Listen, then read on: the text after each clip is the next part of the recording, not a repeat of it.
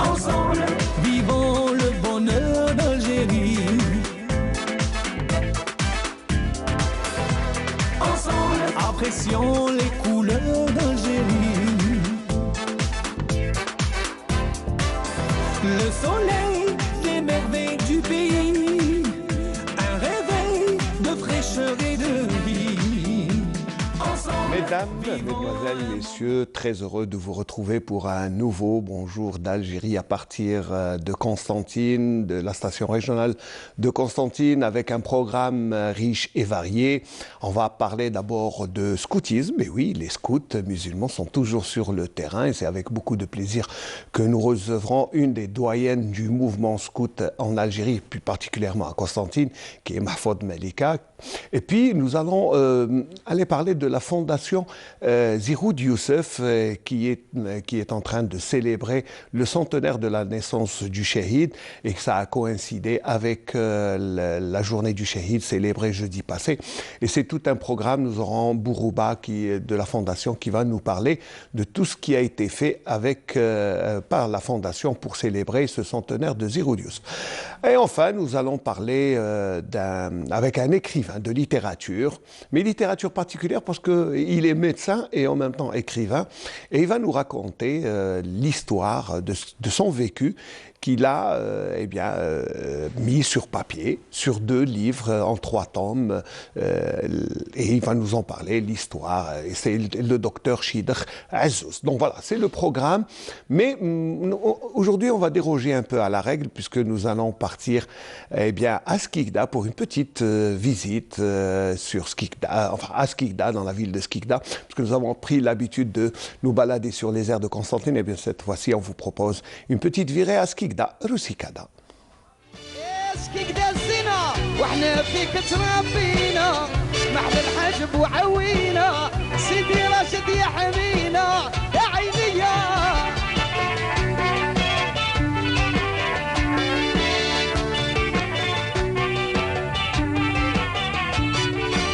المثونة خلت قلبي مضرورة مطحونة خلت قلبي مضرورة بنت القلة صيني دورة سكيكدا يا عيني يا سكيكدا نور عياني ويا زينك يا غالي انت زينك باهي والله بزاف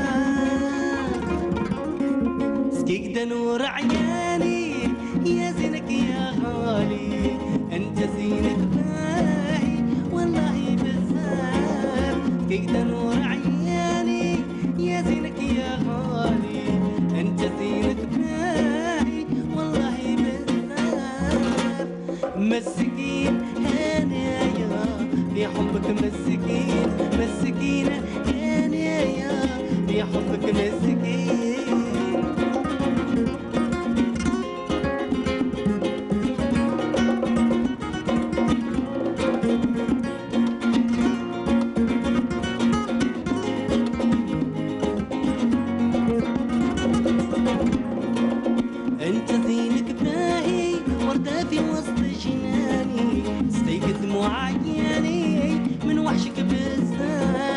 انت زينك باهي وردة في وسط جناني تسقيك دموع عياني من وحشك بزاف مسكين انا يا في حبك مسكين مسكين انا يا في حبك مسكين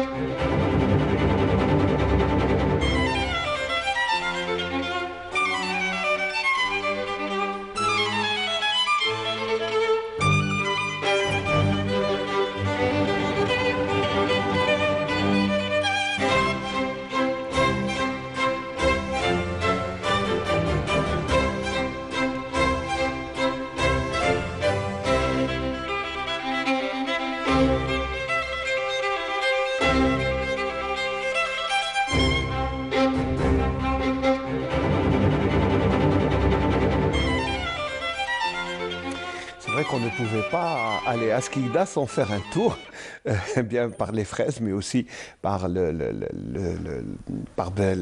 domicile Bengala qui est devenu classé. Puis on a vu la mairie, l'hôtel de ville qui est un véritable musée, mais aussi le théâtre. Voilà, c'est tout un bijou. C'est une invitation à visiter Skikda. Alors, juste avant de commencer l'émission, je voudrais rendre un petit hommage à une jeune fille qui nous a quittés il y a à peine quelques jours. Son rêve, c'était de passer avec nous au Bonjour d'Algérie, et Allah yarhamha Mskina nous a quittés en fin de semaine, et elle préparait des tableaux même pour venir passer avec nous parce que, eh bien, il s'agit de Bensba Oumnia Manar. Et son père Ali, très déçu, on peut le comprendre, lui présente nos plus sincères condoléances, et sa tante Bensba Wahiba, qui a même nommé, puisqu'il est président de l'association caritative El Manar, qui porte le prénom de cette petite fille morte, décédée à 19 ans du suite d'une courte maladie. Elle était lycéenne au lycée Boushaba de Constantine, Allah yarhamha, et puis on présente nos plus sincères condoléances à la famille, et puis bon, c'est la loi de la vie, mais que cela n'empêche pas le cours de l'histoire de continuer, puisque l'histoire, elle est là. Et aujourd'hui, nous allons parler, comme je vous le disais dans le sommaire de l'émission, nous allons parler des scouts avec l'une des plus anciennes, la doyenne, probablement à Constantine, je ne sais pas si c'est ailleurs, mais à Constantine, je sais que vous êtes la doyenne, même ailleurs, donc à travers le territoire. C'est avec beaucoup de plaisir que je reçois Qaïda. C'est comme ça, on dit Qaïda Mahfoud Malika Marhaba Bik. Merci d'être là d'abord, d'avoir répondu à l'invitation. Merci, merci de votre invitation surtout, et je suis fière d'être là et de représenter le scoutisme féminin. Nous, les anciens scouts, nous sommes toujours sur le terrain parce que notre devise, c'est scout un jour, scout toujours. Voilà. Et surtout, la devise du scoutisme algérien, c'est sois prêt, Koun Moussaad. Sois prêt. Alors, vous avez toujours été prête au combat. J'espère être jusqu'à ma dernière heure. C'est vraiment un réel plaisir, un réel honneur de vous avoir sur le plateau du Bonjour d'Algérie. Alors, c'est vrai que les scouts musulmans, connus, reconnus, vous avez fait vos preuves sur le terrain, vous avez toujours été là pour la patrie, vous avez été depuis 1935, date de la création du mouvement du scout en Algérie. Il y a eu beaucoup d'époques, hein, il y a eu beaucoup de, on va dire, de pics, mais depuis quelque temps, il y a eu quand même une régression des scouts. Est-ce que c'est l'actualité? Est-ce que c'est l'époque? Qu'est-ce qui a fait que les scouts disparaissent un peu de l'écran, comme on dit? Je pense que c'est l'actualité qui veut ça. Parce que les scouts étaient toujours sur le terrain, mais à un certain moment, il y a eu le déclin, si on veut dire, du mouvement, que ce soit féminin ou masculin. Les deux sont partis d'un coup. C'est vu la réalité de la vie actuelle, même des jeunes qui ne pensent plus à aller vers un mouvement de jeunes, parce que même dans le sport, on voit qu'il n'y a pas beaucoup de jeunes qui font beaucoup de sport aussi.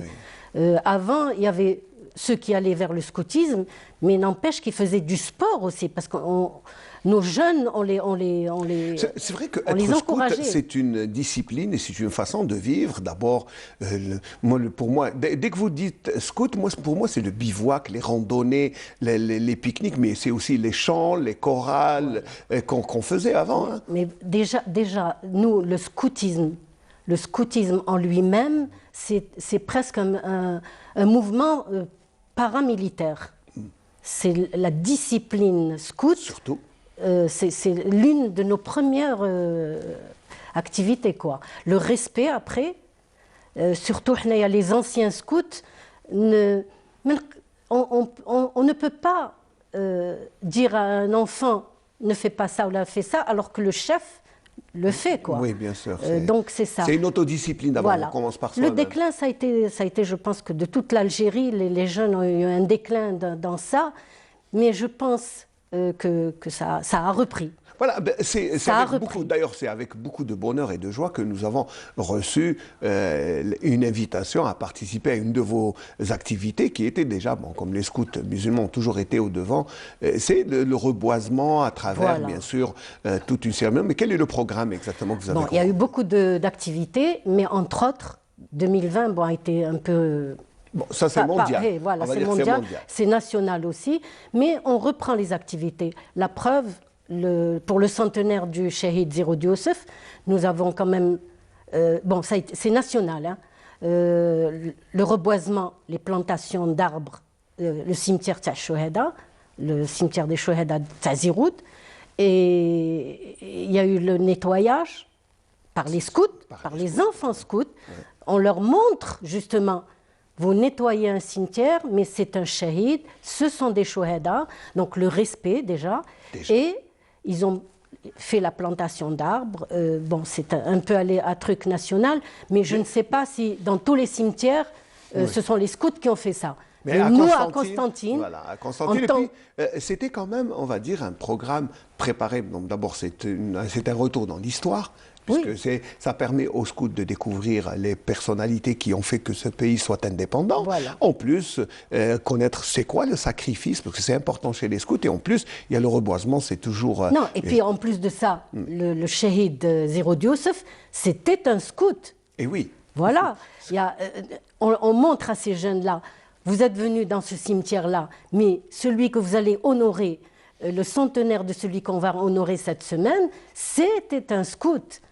Et vous savez que dans le scoutisme, des 22 révolutionnaires de notre indépendance, 18 sont scouts. Eh oui, quand même, c'est important, 18 étaient scouts. Et avant eux, il faut dire aussi que le premier martyr de 8 mai 1945 était un scout. C'était un scout de Sétif. Voilà. C'était des scouts de Sétif. Et entre autres, Ben Bedis qui a créé ce mouvement, Qaïd Boras qui a créé ce mouvement et qui est parti en martyr, qui a été assassiné.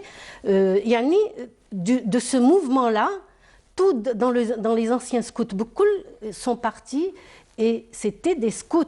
Oui. Si on veut dire le début de la guerre, le début de le trucs, mouvement national, c'est d'abord les scouts musulmans qui ont toujours...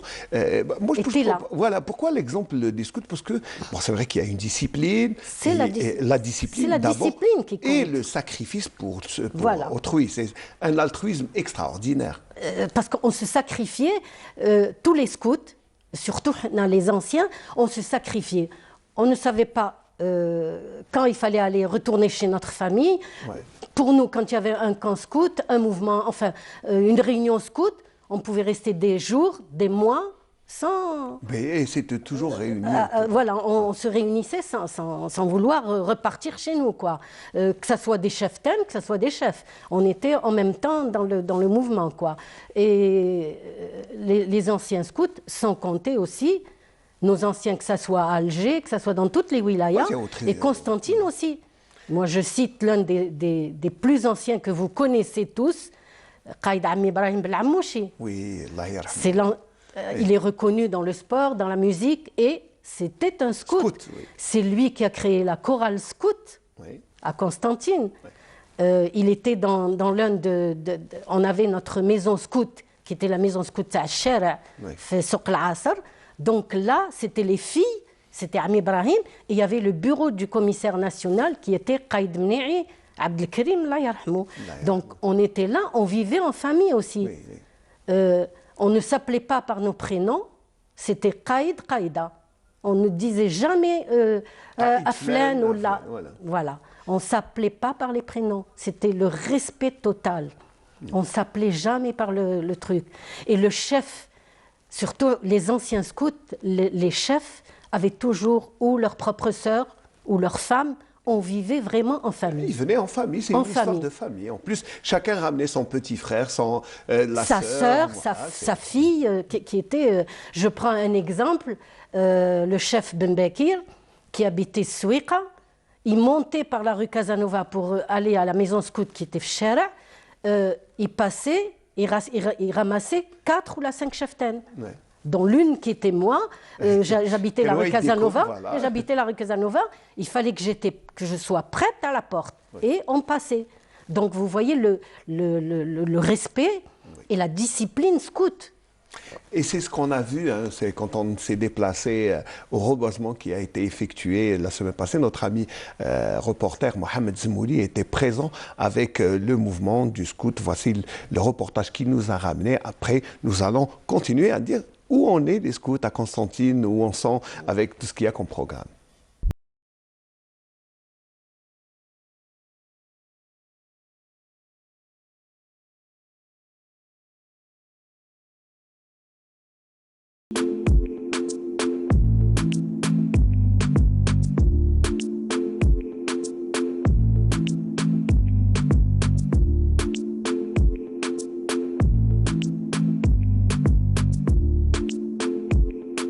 في إطار مشروع الذاكرة الجوارية اللي أطلقتها قدماء الكشاف الإسلامي الجزائري على المستوى الوطني، واغتناما لفرصة يوم الشهيد الموافق ل 18 فبراير من هذه السنة، اغتنمنا قلت هذه الفرصة اليوم باش جينا لهنا لمقبرة الشهداء تاع زيغود يوسف لتحضيرها اليوم الموعود من أجل التزيين والتشجير والتنظيف رفقة الأطفال تاعنا. اليوم الحمد لله شاركنا بالأطفال والقادة، شاركنا ب70 عضو. نحن جئنا اليوم إلى مقبرة الشهداء بزيغود يوسف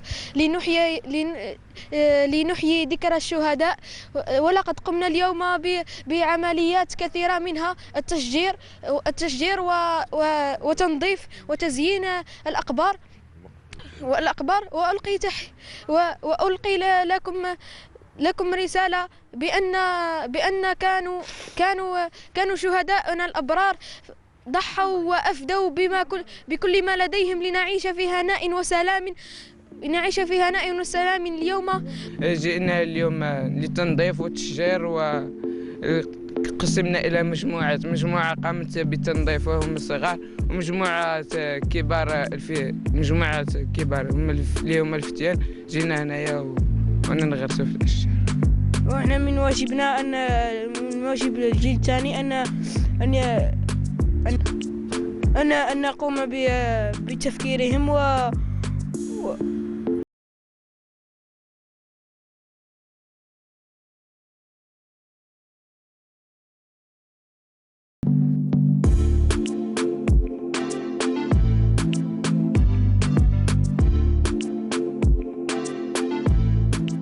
نحن نقوم بحملة غراس وتنظيف على مستوى المقبرة.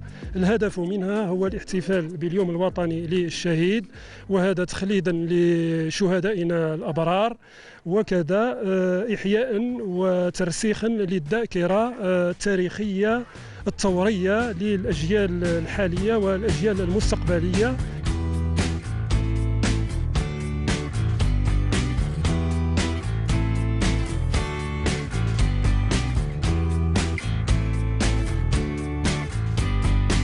ان شاء الله العمليات كما هذه راهي تعطي واجهه نظيفه متمنه، تكون واجهه بلديه زيغود يوسف وشهدائنا ابتداء من المقابر ان شاء الله، وراح نمشيو لعمليات اخرى، وراح نوفر كل الامكانيات ان شاء الله للقادة تاع الكشافة الإسلامية إن شاء الله، قدماء الكشافة الإسلامية.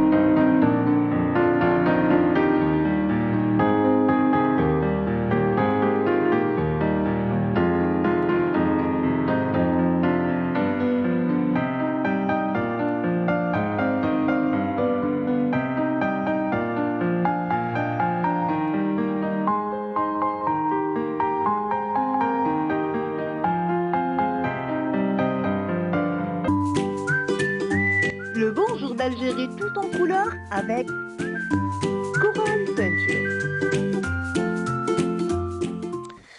En tout cas, les louveteaux étaient très beaux à voir. C'est beau, ouais, Non, mais les sincèrement, petits, c'est les petits... voilà. Mais ça, c'est l'une de vos actions qui a été faite la semaine passée. C'était pour préparer Youm Shahid de jeudi passé. Mais ça ne va pas s'arrêter là. C'est tout un programme qui a été concocté, c'est ça? Oui, bien sûr. Nous commençons déjà aussi à divulguer et à apprendre aux jeunes, par tous les anciens scouts, bien sûr, de leur dire, voilà ce qu'ont fait nos chouhada. Par exemple, nous avons déjà fait sur Didouche Morad, qui est parti très jeune d'ailleurs. C'était un ancien scout aussi. Et nous avons fait des dépliants. Et qu'est-ce qu'on a fait? La rue Didouche Morad, on a emprunté la rue Didouche Morad pour montrer, que ce soit aux jeunes, que ce soit aux personnes qui passaient, qui est Didouche Morad, qu'a fait Didouche Morad, etc., etc. Donc, on fait ce genre d'activité pour montrer aussi bien aux jeunes, pour nos anciens chouhada qui ont libéré notre pays, pour nous, oui. Et pour leur montrer aussi, parce que à l'école, ils vont pas tout apprendre. C'est pas dans leur programme. Donc c'est à nous. Même si c'est il y a l'histoire qui est enseignée dans l'école, mais c'est bien aux jeunes de leur montrer les figures, et surtout, comme c'est la région ici, vous les avez emmenés au cimetière Ziroud Youssef à l'occasion du centenaire de la naissance. C'est tout un programme qui a été concocté d'ailleurs. Ils ont vu la stèle, ils ont vu ceci, ils ont vu. D'ailleurs, pas mal de petits louveteaux ne connaissaient pas l'histoire. Qu'est-ce que c'est qu'un martyr? Un martyr, c'est ça. Qu'est-ce que c'est un martyr? Mais après, c'était à nous de lui dire. C'est ce qu'on fait aussi pour leur apprendre qui sont nos anciens chefs scouts. Quand, par exemple, il prend une plaque, on dit on a travaillé avec tel chef. Oh, d'où il est? Qu'est-ce qu'il a fait? Moi, par exemple, quand j'énumère tous mes chefs de Constantine, il y en a qui sont encore vivants. Je cite Qaïd Ben Amoud, qui est toujours l'un de nos anciens chefs scouts, qui était quand même membre du bureau qui était avocat dans un tribunal. Et il nous soutient toujours. C'est bien. Je ne citerai pas d'autres, mais sans il y en a beaucoup. C'est vrai que quand on revient dans l'histoire, il y a toujours... Et puis ensuite une succession. Par exemple, Farouk Boudiaf, qui s'occupe actuellement, qui est là au studio, lui était un de vos... Il faisait partie de vos groupes. C'était un louveteau. Voilà. Et une année, il y avait un rassemblement national de louveteaux à Alger, à Sidi Fraj. Et ici, il y avait toujours quelqu'un pour emmener ces jeunes-là. Et c'était... moi, qui étais cheftaine à ce moment-là, pourtant j'étais dans parce qu'on avait, c'était un groupe scout, ancien scout, filles. On était uniquement le groupe féminin. D'ailleurs, il y avait 3 groupes féminins à Constantine. Le Khroub, c'était le groupe El Hayat, le Kawakib qui était Constantine, Ma'am Ibrahim Belamouchi, Allah yarhamou, et le Sidi Mbrouk qui était Qaïd Dahraou, qui avait un groupe féminin. Mais c'était groupe féminin masculin. Et c'était Qaïd Mni'i. Il y avait Qaïd Borroz, qui était lui le commissaire national louveteau. Ah, Qaïda, c'est à vous d'emmener les... Et on est parti. Ils étaient au moins une 50aine. Et on est parti par train. On est revenu par train. Mais tellement que ces louveteaux étaient disciplinés, on n'avait pas à faire la police avec eux. Ah, d'accord. Quand on lui disait assieds-toi, lève-toi, et puis ils ne discutaient pas, quoi. Et Dieu seul sait combien c'est difficile d'encadrer des enfants. D'encadrer des enfants. Mais nous, pour les scouts, surtout nous les anciens scouts, on encadrait nos enfants très facilement. La preuve, il est toujours scout. C'est ça qui est bien, c'est que la transmission de la philosophie scout est toujours... Ça a été fait d'une certaine manière qu'il est toujours, et je suis heureuse et fière de l'avoir comme commissaire maintenant du bureau national. Quand même, de voir des enfants qu'on a élevés être un homme comme ça. Et puis surtout avoir un grade, commissaire, c'est bien. Les commissaires quand même du bureau national des anciens scouts, c'est pas facile d'arriver à ce point-là et de commander, de téléphoner, d'avoir des groupes, de diriger aussi. Parce que diriger ne vient pas dire diriger, un mouvement. Voilà, un mouvement, c'est quand même important, puis il faut les canaliser, leur imprégner la philosophie, la voix des scouts. Et pour les filles, alors, est-ce que vous avez encore des groupes de filles? Parce que c'est très beau à voir. Hein. Moi j'aime bien voir les tenues, l'écharpe et puis le salut. Justement, nous avons un groupe filles qui renaît. Ce n'est pas un groupe homogène, mais on commence. On a quand même un certain nombre de Jeannettes, parce que on disait louveteau Jeannette. Très bien. Et quelques éclaireuses, Fataya. Et le problème actuel, c'est les locaux scouts. Nous n'avons pas de locaux scouts.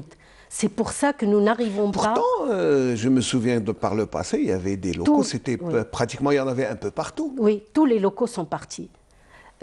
Parce qu'avant, les gens nous prêtaient des locaux. Ah, d'accord.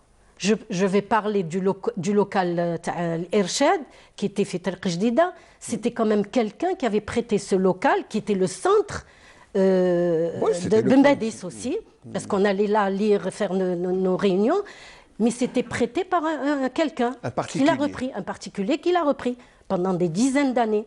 Moi, je parle par exemple de la maison scout qui était fait sur Al-Asr, qui appartenait aux scouts et qui du jour au lendemain a été prise. Ça, c'est par dommage. Qui, comment, on ne le sait pas. Nous manquons de locaux. Si on a quelques locaux, le scoutisme reprendra dardar. Là maintenant, c'est le bureau, elle appelle que le bureau d'Orca ou le commissaire national, c'est un ancien scout qui nous a prêté ce local, mais qui est en vente. Si demain, il vend son local, on se retrouve à la rue. On se retrouve à la rue. Ouais, on va aller dans un café faire nos réunions. Bon, les hommes peut-être, ils vont dans un café, mais nous, les filles, oui, comment on va faire? Ouais. Et actuellement, le groupe filles est en train de se réunir là-dedans. Pas plus tard qu'hier, on était en réunion, même les petites filles. Et elles étaient contentes. Nous avons des cheftaines universitaires. Et pas uniquement de Constantine, un peu de toutes les wilayas. Comme elles sont dans le Jamia al-Islamiyya, donc elles sont là et leur moment de liberté, elles sont devenues comme scouts. Donc où on va recevoir, c'est des cheftaines. C'est quand même des jeunes filles. Donc si appel qui doit être lancé, c'est le moment de lancer un appel aux autorités locales pour justement regarder, bien sûr, parce qu'on arrive à la fin. Monsieur le Wali voit si vraiment il veut que le mouvement des anciens scouts se renoue. Renaissent. Il a vu les preuves, justement. Il a dû voir avec le centenaire de Ziroud, avec ils sont montés à Djebel Wahsh, ils sont montés à combien de trucs. À chaque appel, nous sommes là. On répond vous êtes toujours présent. Moi, je lui lance un appel en tant que doyenne des anciens, où j'ai vécu dans tous ces locaux scouts. On n'avait pas de problème, mais maintenant, c'est vraiment actuellement le problème des anciens scouts, c'est les locaux. C'est les locaux. Nous n'avons pas de problème d'enfants, parce que les enfants, actuellement, il y a un groupe Fi Ben Chergui qui n'a pas de lieu. lieu. Ça, c'est dommage. Il est dans une école, mais l'école, elle n'est libre que le vendredi. Oui. Même le samedi, il y a des écoles qui font cours.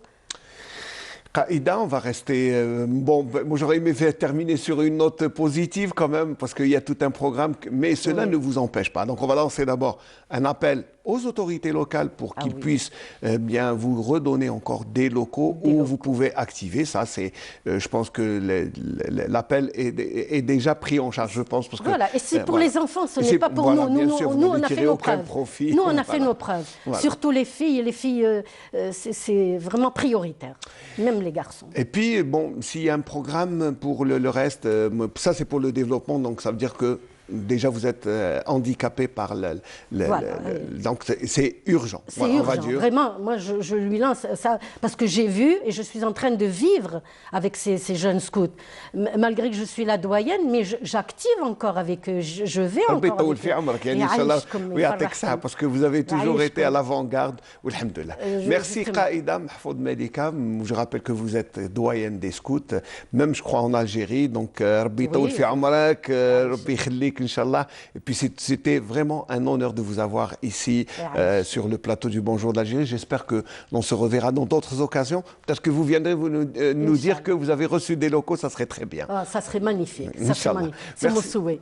Voilà. Merci Qaïda. Nous, on va changer de plateau, puisqu'on va recevoir un autre invité, mais on va rester dans la célébration du centenaire de la naissance de Ziroud Youssef, le martyr, le Qaïd Nahiyat, la Wilaya 2, donc, qui est tombé au champ d'honneur. Et puis c'est pour ça que tout un cérémonial, tout un programme qui va s'étaler du mois du 18 février jusqu'au 20 août 55, et à travers des étapes. Alors, un des membres de la fondation, M. Bouloulou, va nous rejoindre dans quelques instants, mais après, d'abord ces extraits de films Patrouille à l'Est. C'est aussi un hommage rendu au Moudjahid cinéaste, Allah yarhamou, l'Askari, qui a laissé un chef-d'œuvre. Voilà. Quelques extraits, quelques morceaux de Patrouille à l'Est, et puis nous allons continuer notre débat. Voilà, c'était un extrait du film Patrouille à l'Est de Ammar Laskari, Allah yarhamou, et puis un chef-d'œuvre qui relate tout ce qui a été fait comme sacrifice par des gens qui un jour eh bien, ont décidé que ça ne pouvait plus continuer, que la colonisation ne pouvait plus rester en Algérie, surtout avec les affres et puis tout ce qui a été commis comme génocide, parce que c'est un véritable génocide qui a été commis en Algérie, il faut le dire. Alors, l'un des membres, l'un des fers de lance de ce mouvement et de cette révolution de novembre 54, eh bien, il s'agit bien sûr de Ziroud Youssef, le combattant, on va dire c'est lui, hein, c'est lui les attaques du Nord constantinois comme rapportées par la presse française de l'époque, la presse coloniale, eh bien, c'est lui hein, qui était derrière parce que la réaction, le virage qu'a pris la révolution algérienne après le 20 août 55, il faut dire, c'est en grande partie grâce à la stratégie et à cette grande opération d'envergure menée par Ziroud Youssef, Allah yarhamou. Alors pour parler bien sûr du Shahid, de tout ce qui est fait pour célébrer d'abord le centenaire de sa naissance le 18 février, eh bien Monsieur Boulourou Jamel nous rejoint. Merci d'abord d'avoir fait le déplacement et d'être venu ici. Marhaba bik. Marhaba bik, merci. C'est à moi de vous remercier pour nous avoir donné pour cette opportunité pour nous exprimer sur une grande figure de la Révolution. Un des symboles. Un symbole, l'un des symboles de la Révolution. Quand on parle du shahid du colonel Ziroud Youssef, on parle de l'épopée d'un peuple, des souffrances d'un peuple.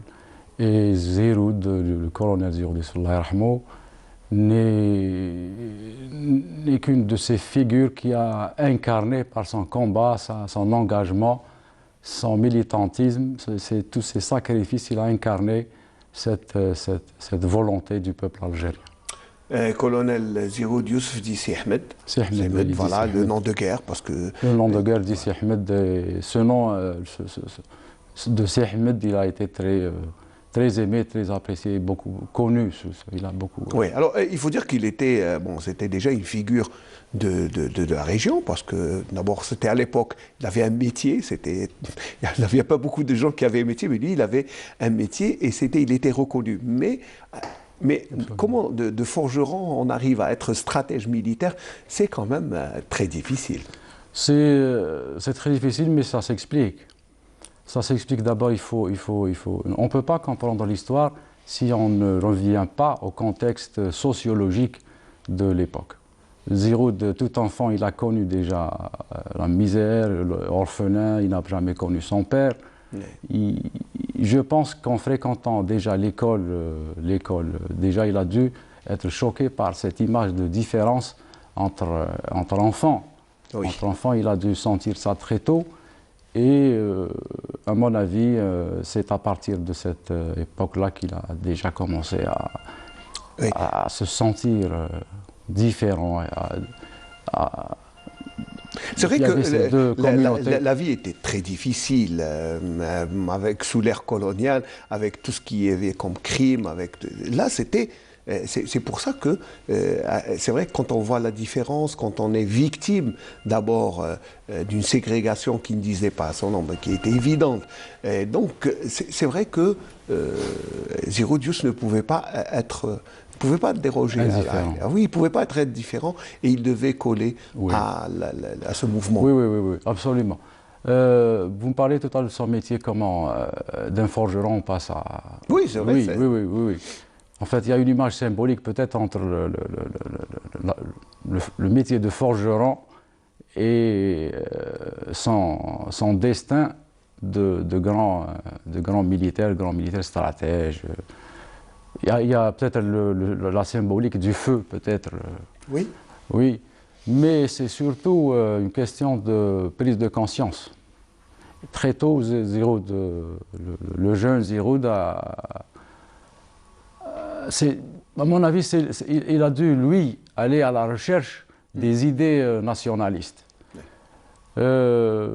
N'oublions pas que Ziroud Youssef, à l'époque de ce petit village, Kandis-Mendou, donc, c'était quand même un centre urbain, un petit centre urbain. Un petit centre urbain. Oui, un petit centre, mais qui a connu pratiquement tous les courants politiques, toute cette mouvance politique de l'époque, en commençant par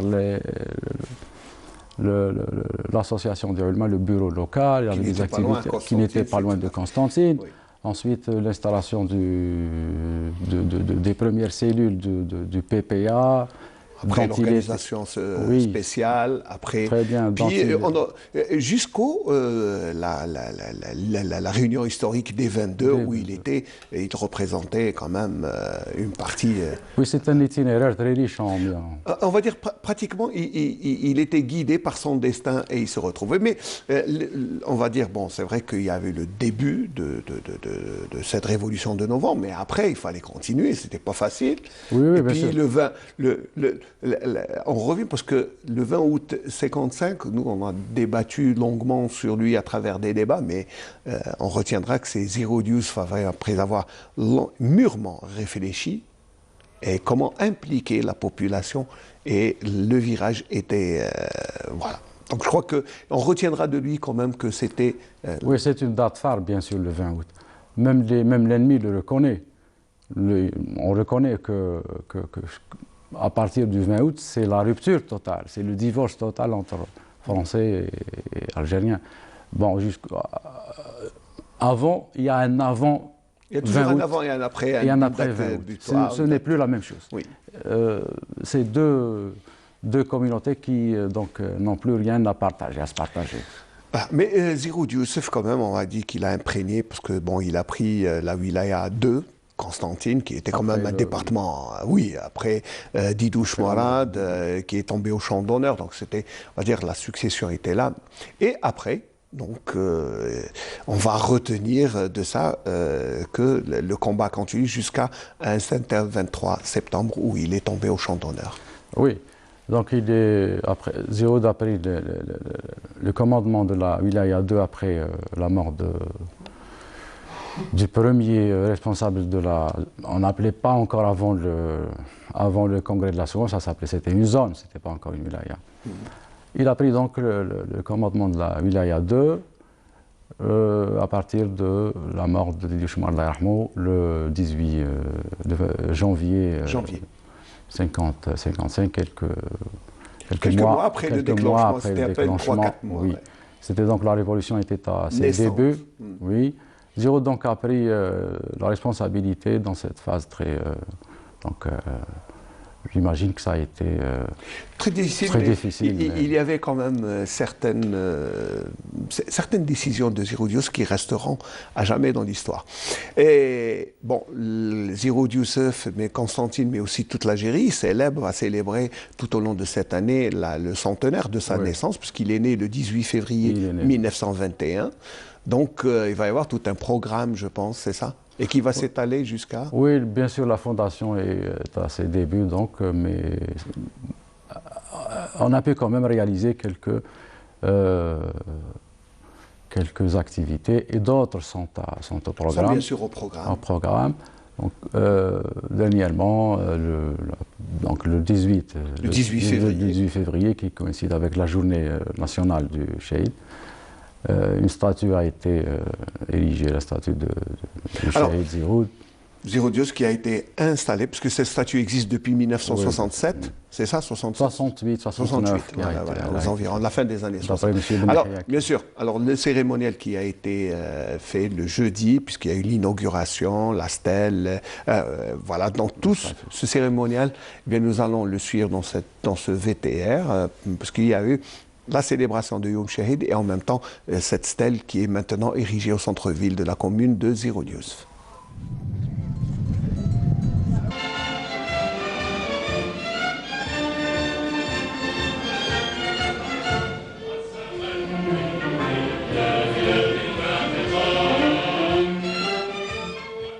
لهم أن سلام على المرسلين والحمد لله رب العالمين.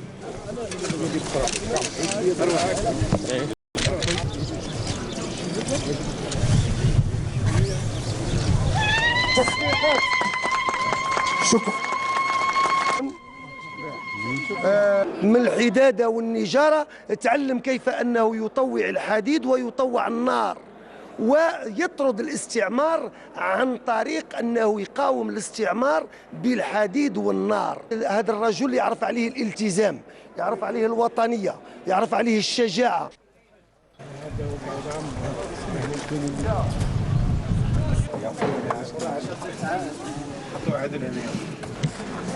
كيما تهدرش اللي يطيحك في الارض هكذا، ومن بعد الشيفون هذاك يدير لك يقول بيسد يسدها كيما هكذا، يقول لك يتهدر دير يدك هكذا. لكن الحمد لله ربي اللي عاوننا. من الأموال تكريم الإجلال، تكريم وصولي إلى آفاق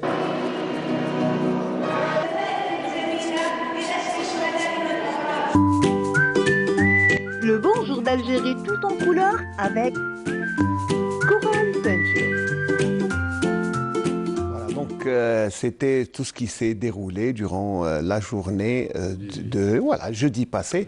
Et il y avait même une visite à un centre de torture. Centre de torture, oui. Parce que c'est important de dire qu'il était à ce centre, plusieurs des militants ont passé par ce centre-là. Certains ont été morts sous la torture, d'autres ont été...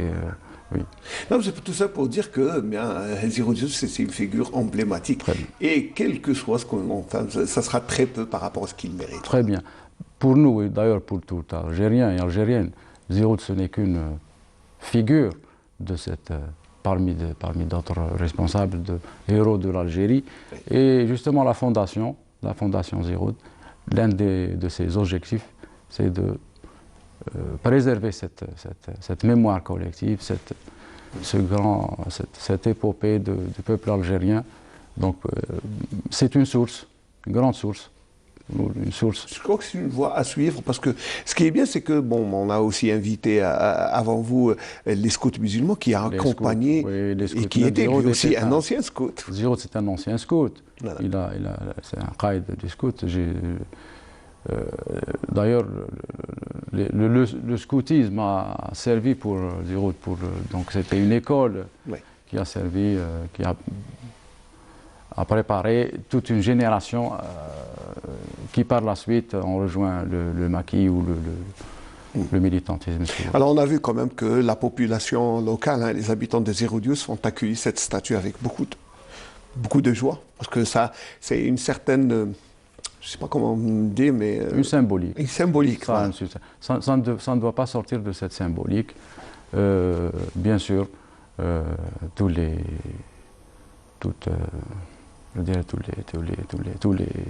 Algériens, oui, bien sûr, c'est une fierté pour toute l'Algérie, pas seulement pour les habitants de Zéro Dios, bien sûr, pas toute la commune. Voilà. Absolument, ce n'est pas une question de commune, ça représente, comme on vient de le dire... En plus, Zéro Dios fait quand même un symbole de toute la région de Skikda jusqu'à Constantine, hein. Ce n'est pas seulement la ville de Zéro, de la commune. Hein, oui, ça a été le siège de la Wilaya 2 pendant très longtemps. Et autre chose à préciser, vous faites, c'est que à Condé Smendoud, actuel Zéro Dios, il y a eu le 1er novembre. La brigade de la gendarmerie, il y a eu ce 1er novembre à Zéro Dios. C'est important de rappeler ces faits, ces hauts faits. Voilà, donc ça c'est sommairement, hein, on est en train de... Parce qu'il faudrait des heures et des heures d'émission pour revenir sur tout ce qui a été fait, mais nous on voulait s'arrêter d'une manière symbolique sur cet homme que fut Si Ahmed, le colonel Si Ahmed, c'était son nom de guerre, Zéro Dios qui aura été l'un. Sinon, c'est l'une des figures de proue de la révolution algérienne, ça n'est pas à discuter. Puis c'est bien que vous célébrez cet homme, ce martyr, son centenaire. Donc ça va aller, le programme, ça va être du 18 février jusqu'au 23 septembre. Date donc de la mort du Shahid. Avec, bien sûr, les étapes du 20 août 55, qui est une étape importante. Le 20 août a toujours occupé cette place exceptionnelle par rapport à la personne de Zéro Dios. Et dans le mouvement, dans toute la guerre de libération. Très bien. C'est la révolution algérienne. Il n'y a rien à dire. Voilà. Riche, si vous voulez, est-ce qu'il y a quelque chose à ajouter en cette fin Enfin, moi, nous remercions au nom de la Fondation Canal Algérie. Bon, la télévision algérienne n'a fait qu'accompagner toute la Fondation depuis... Oui, j'ajoutais quelque chose peut-être que la Fondation n'est qu'un cadre qui tend à sauvegarder, préserver cette mémoire collective. Et c'est aux jeunes de se rassembler autour de cette fondation, autour de cette figure. C'est l'un des objectifs. C'est les jeunes générations transmettre, bien sûr, toutes les valeurs novembristes et cette révolution algérienne qui, il faut le dire, est inscrite dans le panthéon de l'histoire algérienne, de l'histoire mondiale même, parce que il faut dire que la révolution algérienne est unique. Et elle est unique, elle est exceptionnelle. Elle a donc séduit tout le monde, même partout dans les 5 continents. Très bien. Alors, Monsieur Bololou Djamel, merci d'avoir été ce matin notre invité. Je rappelle que vous représentez la Fondation Zeroud Youssef qui a concocté un grand programme qui va s'étaler qui a commencé le 18 février et qui va s'étaler jusqu'au 23 septembre. Symboliquement, tout au long de cette période, eh bien, tout ce qu'a fait Zeroud Youssef, mais bien sûr à travers Zeroud Youssef, c'est revisiter la révolution algérienne et puis transmettre aux jeunes générations tout ce qu'ont fait nos aînés, les martyrs, Allah yarhamhum. Je vais vous offrir cette chanson patriotique et pour ensuite passer à la littérature, mais aussi littérature particulière, parce que bien il y aura aussi, on va parler de martyrs.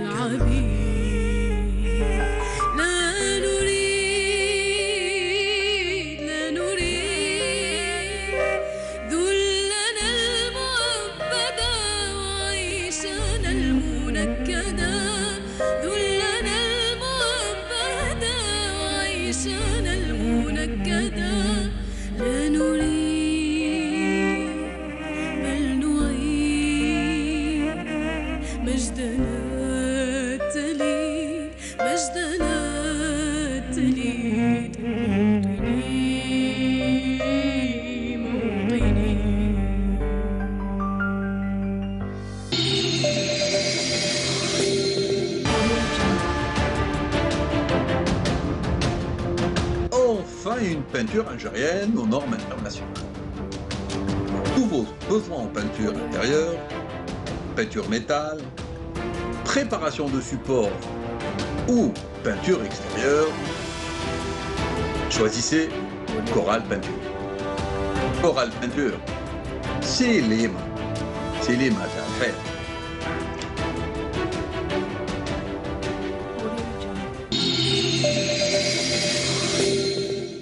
Voilà, très heureux de vous retrouver pour cette dernière partie du Bonjour d'Algérie à partir de la station régionale de Constantine.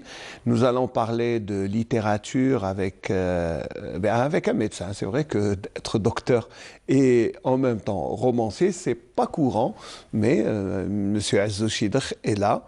Merci d'avoir fait le déplacement et d'être venu. Merci d'être là. Marhaba bik. Merci à vous-même.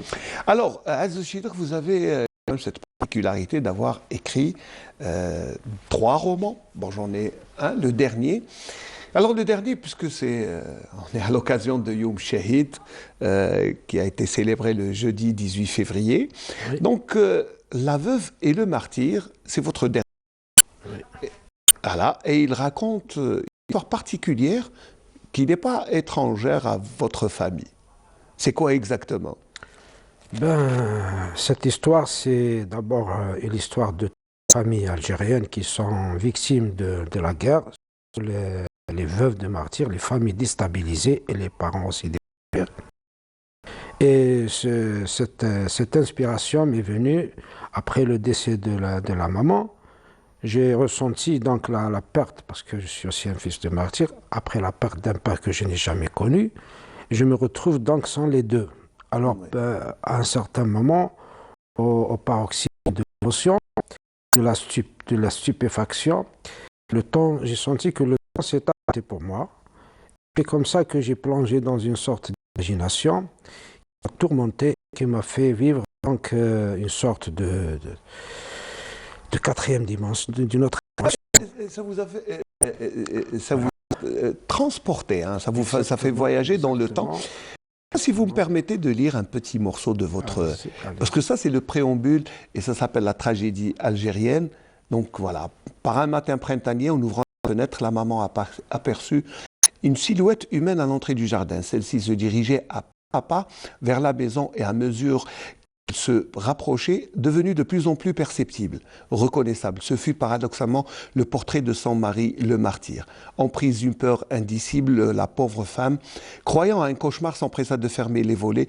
Soupirante et troublée, ouf, se dit-elle, je n'ai pas l'habitude de rêver en plein jour. Tout à coup, la porte s'ouvrit et ce monsieur se présenta dans la demeure. Il semblait bien lui, en chair et en os.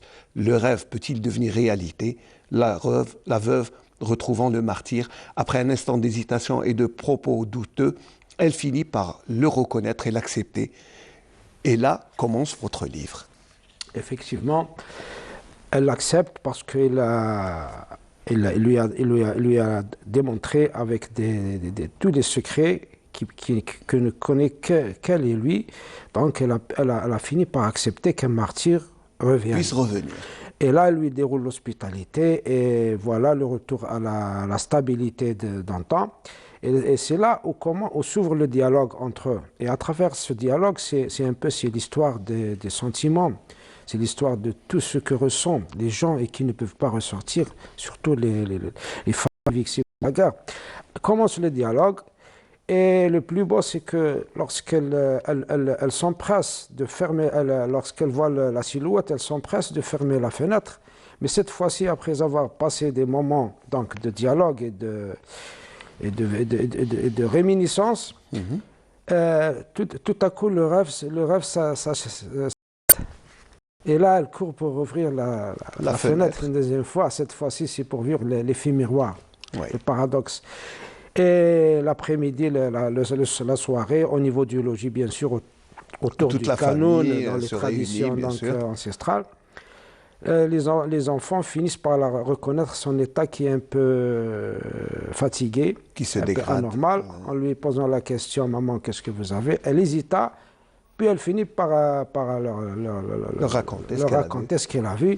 Et c'est à partir de ce moment-là que chaque soir, il y a une nouvelle histoire, un nouveau récit, un nouveau souvenir de la guerre et surtout de certaines péripéties dans le domaine mais de surtout la guerre. là, dans votre livre, dans ce roman, vous racontez certaines étapes qu'a traversé votre famille et l'absence du père, le martyr. Voilà, ça... Effectivement, il y a un passage qui est très intéressant parce que après le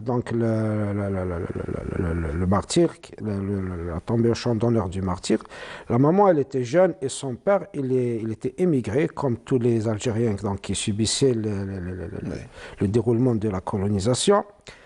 Son père revenant de France, il voulait la remarier. Et c'est là le deuxième scandale. Le scandale premier, c'est la perte du mari et sa nouvelle est livrée à elle-même. Elle est livrée au destin le plus incertain. Là, elle tombe dans un deuxième problème. Et elle finit par fuir la maison de son père pour ne pas oublier le martyr. Et rester fidèle à son mari. Elle n'accepte pas de refaire une deuxième vie. Et après que le temps a passé et les enfants ont grandi, son père finit par demander pardon et lui demande, une fois quand il était revenu, il a vécu quelque chose de très intéressant, c'est d'humain. Quand ils étaient en France, dans un magasin de tissus, il a demandé à acheter quelques effets vestimentaires pour sa femme et ses enfants, sa femme qui est veuve, de martyr. Son mari a été tué et ses enfants sont des orphelins. Lorsqu'il a demandé à la patronne de lui montrer le pavillon où il peut choisir ses vêtements, il y avait une vieille dame qui l'a entendu. Cette vieille dame, c'est une victime de la Deuxième Guerre mondiale. Son mari a été tué par les nazis et elle a senti qu'est-ce que c'est qu'être veuve de martyr. Elle s'est empressée et elle a payé à sa place sans qu'il le sache. Oui. Il était étonné. Après, elle lui a dit, moi aussi, j'ai senti ce que c'est que la guerre. Et c'est pour ça, dans ce livre, moi, je fais ressortir. Puis vous terminez. L'impact des guerres. Il y a beaucoup d'émotions dans le livre, quand même. Oui. Mais vous terminez quand même sur un chapitre qui s'appelle La veuve et l'espoir, comme pour toujours avoir un certain optimisme. Bien sûr. Parce que la veuve et l'espoir, lorsque quand même son fils et ses enfants ont grandi, le travail, donc la misère, la frayeur, tout ce qui est. La peur. Oui, tout ce qui est donc environnement, décor funèbre a disparu. C'est un nouvel horizon. Puis c'est l'indépendance, c'est le pays qui avance. Oui. Et c'est bien de rendre hommage aux martyrs à travers une histoire très belle, très bien, puis écrite par un médecin. J'ai dit, c'est pas courant que les médecins écrivent des romans.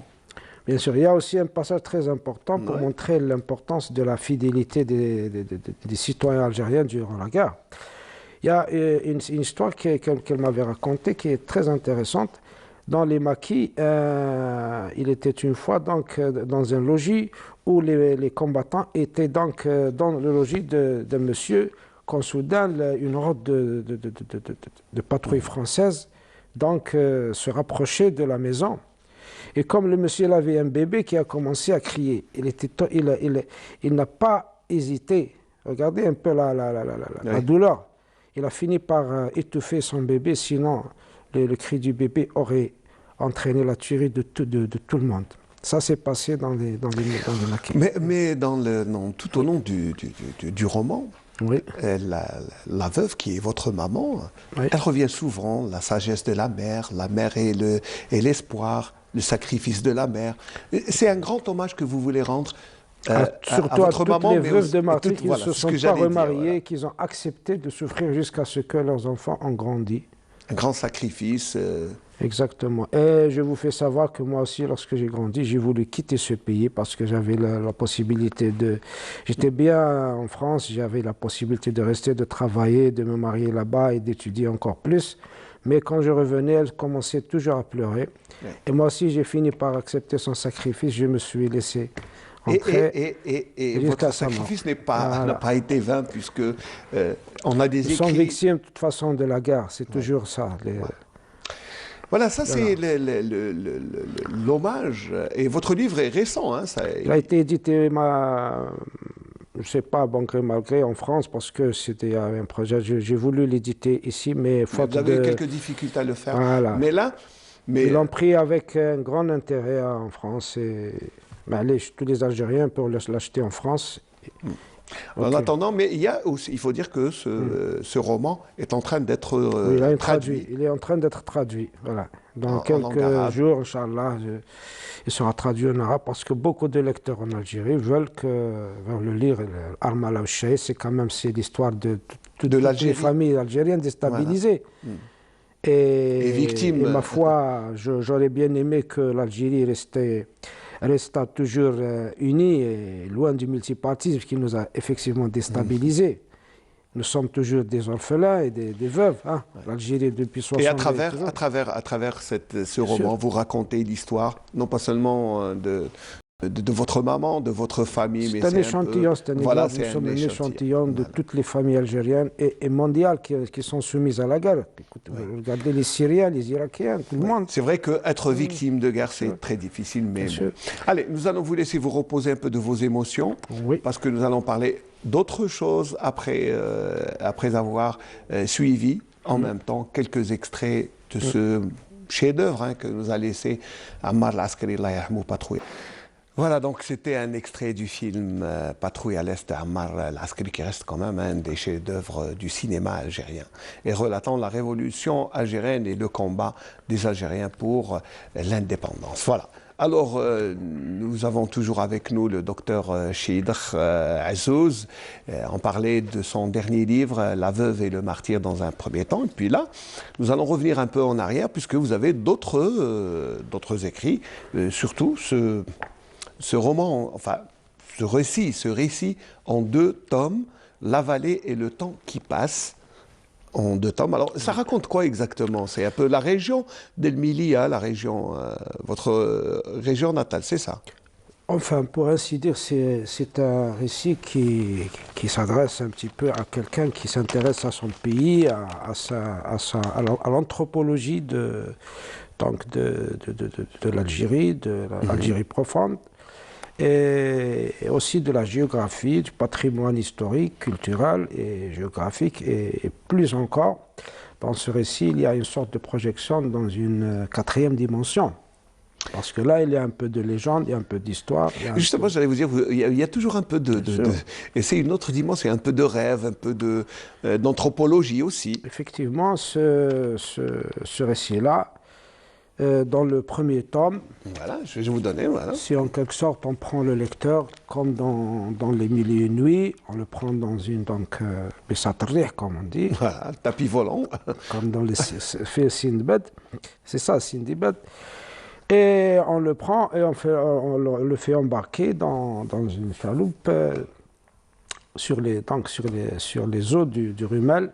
Depuis son émergence des gorges, là où il sort donc bruyant, il sort étranglé, enseveli, fuyant jusqu'à la mer Méditerranée. Donc c'est en quelque sorte un cordon ombilical qui relie la ville de Constantine à la mer au nord. C'est la voie, hein, et puis il faut dire que Oued el-Kbir, il passe... Voilà, le lecteur qui est intéressé donc pour vivre ce voyage, il n'a qu'à lire ce livre pour voir les paysages qui se déroulent de proche en proche, et au beau milieu, donc à quelques encablures de la mer Méditerranée, sur une très grande vallée forestière grandiose, donc que la France appelait la vallée de Oued el-Kbir, et entre les plis de ces montagnes, donc fut donc créée la ville la coquette ville d'El-Milia. Et donc le lecteur, à travers cette vallée, il va aussi dans une contrée, un échantillon, il va dans un hameau, dans un logis, il va trouver donc les traditions, saison par saison, jusqu'à l'habillement, tout ce qui est inhérent vous relatez un peu à tous les segments d'Algérie qui sont donc à peu près les mêmes. Donc, tandis que le deuxième tome, là, on rentre un peu dans la légende et dans l'histoire Là, le temps et l'espace, ils se font mixer pour aller dans une autre projection, d'une autre vision, à travers le destin d'un personnage, Oncle Madani. Et à travers le destin d'Oncle Madani, c'est le destin de toute une vallée, de toute une région, de tout un pays. C'est un personnage réel, Oncle Madani, c'est un personnage réel ou c'est réel, mais il est décédé. Je vais juste vous lire un petit peu le passage. Les circonstances émouvantes qui m'ont profondément inspiré et poussé à immortaliser ce manuscrit ne sont autres que le choc émotionnel éprouvé lors de la rencontre inouïe avec un personnage énigmatique de la vallée. C'était Oncle Madani. Ce monsieur, c'était un vieillard, donc il restait le seul dans le hameau. Tous les gens de son âge étaient décédés. Lui, donc, à force de perdre la relation avec l'époque, son époque, avec les gens de son époque, c'était donc des gens qu'il ne connaissait pas tellement, il a donc changé de comportement. Il prend sa natte et il va juste au portillon de la nécropole et il passe là-bas toute la journée. Comme pour revisiter le temps, comme pour revenir dans le passé, je ne sais pas. Là, nous, lorsqu'on est allé nous rafraîchir, nous ressourcer, on avait découvert au bord du cimetière. On se posait la question, ce personnage, est-ce qu'il est mort? Est-ce qu'il a perdu la raison parce c'est un octogénaire? Ou bien est-ce qu'il a perdu notre chair, ce qui l'a poussé à venir donc vivre, à s'isoler. Voilà. Après, on s'est rapproché, on a trouvé qu'on reconnaît très vite le visage riche, ridé, inexpressif, donc le Madani. Donc on a compris qu'il était détaché d'une certaine réalité vers une autre réalité que peut-être il veut mourir et partir lui aussi. Et à travers lui, on a remarqué qu'il y a un abandon il y a d'abord lui qui est abandonné. Il y a aussi l'abandon de la contrée parce que les maisons ont été donc abandonnées. Et à travers Oncle Madani, on s'est rendu compte que toute la région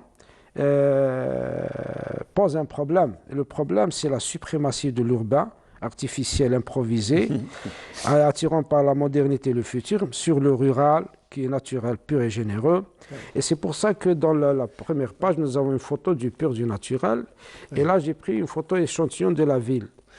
Et il y a une problématique donc, entre les zones d'ombre et les zones de... Et voilà, monsieur Oncle Madani, c'est très bien réel, mais il est décédé. Voilà. Malheureusement. C'est une figure. Hein, voilà, il était mais on vous sent un peu attaché à travers l'oncle Madani, à la ruralité, à la vie rurale. Bien sûr. Nous sommes vous voulez probablement, je ne sais pas, mais c'est ce que vous vouliez me montrer à travers vos livres? Moi, je veux faire ressortir que le rural ne mérite pas d'être abandonné. La vie rurale, voilà. Vous êtes un peu contre l'exode rural, aller vers la ville, l'urbanisme. La problématique de ce livre, c'est l'exode rural. C'est la problématique. Pourquoi la suprématie de l'urbain sur le rural? Il faut normalement... Peut-être les commodités de la vie moderne aussi, c'est ce qui est le travail aussi, parce que la pauvreté des fois... Dans la dernière phrase, j'ai introduit une sorte d'imagination, un mot-clé, un mot nouveau, j'espère qu'il va rentrer dans les annales. Dans le dictionnaire. Oui. Le rural, donc, excusez-moi, donc c'est pour ainsi dire la problématique d'une délicatesse d'un chemin qui continue à travers les zones d'ombre, l'exode rural. Pourtant, une question pertinente persiste, et nonobstant la réalité technologique. Aujourd'hui, nous avons donc le portable, nous avons tout ce qu'il faut. Le rural en train de devenir semi-urbain, donc, ne pourrait-il pas un jour défier l'urbain en mutant vers un nouvel équilibre, une nouvelle identité qui est le grand rurbain, avec un R entre le rural, il va devenir en quelque sorte entre l'ancien État. C'est une question. Oui, le rurbain ou alors, je connaissais un grand journaliste qui assumait bien, oui, notre aîné Boubacar Hamiti qui lui disait la ruralisation de la ville. Exactement. C'est à peu près ça, hein, c'est ce que... Moi, je voudrais que le rural soit propre, parce qu'on boit du rural. Aujourd'hui, les eaux qu'on boit, on les amène les sources limpides du rural. Les eaux minérales, c'est le rural. D'ailleurs, même ce qui est tendance maintenant dans la vie moderne, c'est revenir à tout ce qui est bio, à tout ce qui est nature. Et la ville, c'est une improvisation, c'est de l'artificiel, c'est tout ce que vous voulez d'important pour la modernité, les études, le travail, mais il reste toujours lié au rural. Sans le rural, l'urbain n'aurait pas existé. Au marché, tous les fruits et les légumes viennent de la terre, donc du rural. Bien sûr, on ne peut pas Et renier. pourquoi ces zones d'ombre, effectivement, sont-elles, le rural qu'on appelle aujourd'hui zone d'ombre, pourquoi elles sont désuètes à ce point, surtout en Algérie? Problème de route, problème de... Il y a tellement de... C'est un sujet qui est tellement anthropologique, qui est historique. Et justement, dans ce livre-là, à travers Oncle Madani, donc je présente le destin, non seulement donc le Madani, mais de tout un segment géographique. Bon, j'ai choisi un segment géographique, mais c'est toute l'Algérie qui vit, et peut-être tous les pays du monde vivent ce phénomène. Mais ce segment géographique, effectivement, qui est la vallée de Oued el-Kébir, que la France appelait, et aujourd'hui à Marseille, dans un quartier, elle est immortalisée, la conquête d'Emilia, au niveau de la Canebière, qu'elle appelait la province de Constantine. Oui, il faut dire que Emilia fait partie du département de Constantine. Et dans cette, moi, ce que j'ai injecté comme question, comme graine, j'espère qu'elle germera un jour, pour les historiens, les anthropologues, les sociologues, c'est que dans ce segment géographique, il y a un patrimoine culturel qui est très intéressant à découvrir. Il y a la relation avec le colonialisme français, il y a beaucoup de vocabulaire, de dialectes, donc la dialectique. La dialectique, c'est vrai que linguistiquement parlant, il y a beaucoup de... Voilà. Ce qui est bien aussi, c'est les régions... de linguistique. Voilà. J'ai remarqué qu'il y a un trait d'union avec l'arabo-andalou. À force de voir les feuilletons des pays du Golfe, j'ai remarqué dans ce segment géographique, il existe une graine, le tcha, par exemple. La question, quand est-ce qu'il a été introduit en Algérie et pourquoi nos historiens n'ont pas cherché à faire ressortir cette plus-value? Et aussi l'ancrage berbère qui est là, puisque certaines régions portent encore des noms. J'ai fait ici aussi le patrimoine culturel, il y a aussi une autre plus-value, les traces de la berbérité, de la mazérité, beaucoup de noms, des centaines de noms de plantes, de lieux, etc., qui sont exactement...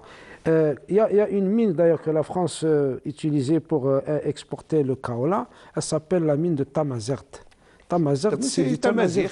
Voilà. Donc pourquoi j'espère que nos historiens, nos anthropologistes, etc., s'intéressent un peu au côté positif plutôt, parce que cette région, tellement qu'elle a été mutilée par la guerre, et la France, elle reconnaît que la plus grande région où elle a eu des difficultés, et où elle a utilisé le napalm, il y a Trinquier, c'est vrai que c'est une région martyre comme toute l'Algérie, qui a été, mais c'est une région parce qu'elle était montagneuse et où les moudjahidines se réfugiaient. La Nouvelle-Calédonie aussi, en 1861, cette région, elle a souffert par une grande révolte.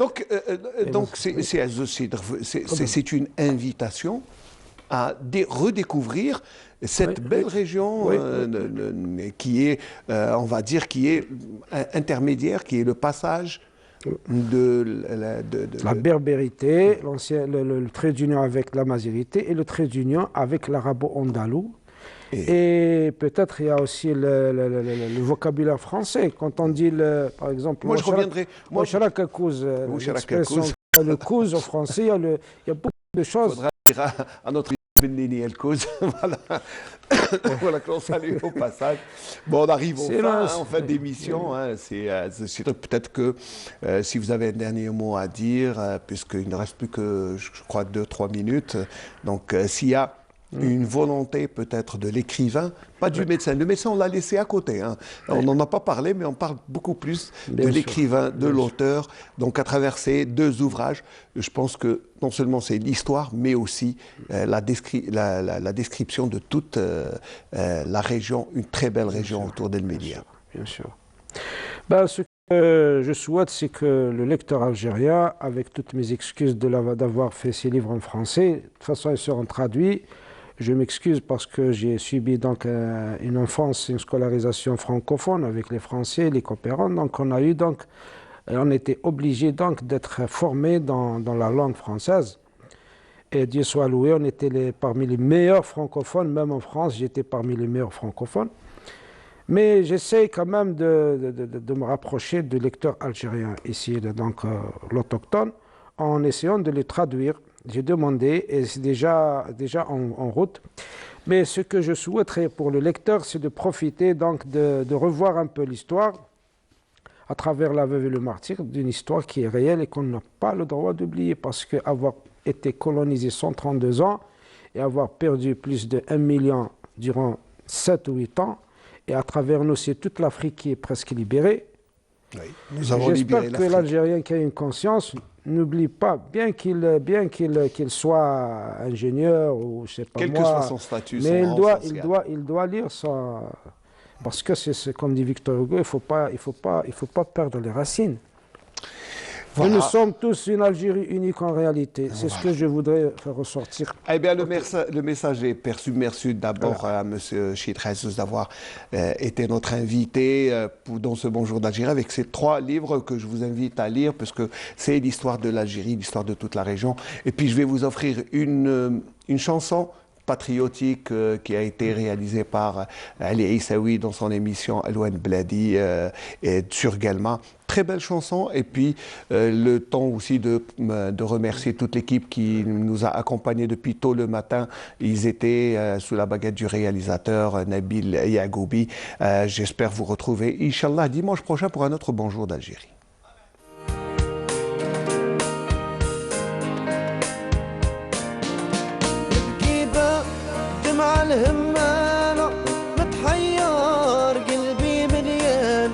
على فرنسا ما دارت فينا يلمينا وزيد السنان نبكي بعد مع الهمالة متحير قلبي مليان على فرنسا ما دارت فينا يلمينا وزيد السنان